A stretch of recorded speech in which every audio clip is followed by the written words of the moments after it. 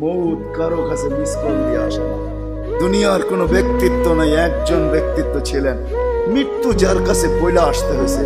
আল্লাহ নিজে বলছেন মালাকুল মৌতকে, বন্ধুর কাছে যাবে, অনুমতি দিলে ঢুকবে, নাইলে ঢুকবে না। অনুমতি নিয়ে বুকে হাত রাখবে, নাইলে রাখবে না। আমার বন্ধুর অনুমতি ছাড়া হাত রাখবে না বুকে। একজনই দুনিয়াতে ব্যক্তিত্ব ছিল যার কাছে অনুমতি নিয়ে আসছে, কারো কাছে আজ পর্যন্ত অনুমতি নিয়ে আসে আর আসবেও না। সত্য এটাই। এই জন্য আসেন, ওই জান্নাত, এটাই আমাদের ছোট জীবনটার উদ্দেশ্য। এই জন্যই আল্লাহ ডেলি ডাকে, 5 বেলা ডাকে, গ্যারান্টি দিয়া ডাকে, সিল লাগা ডাকে। ইদা সালুহা সালুহা সাইরুল আমাল।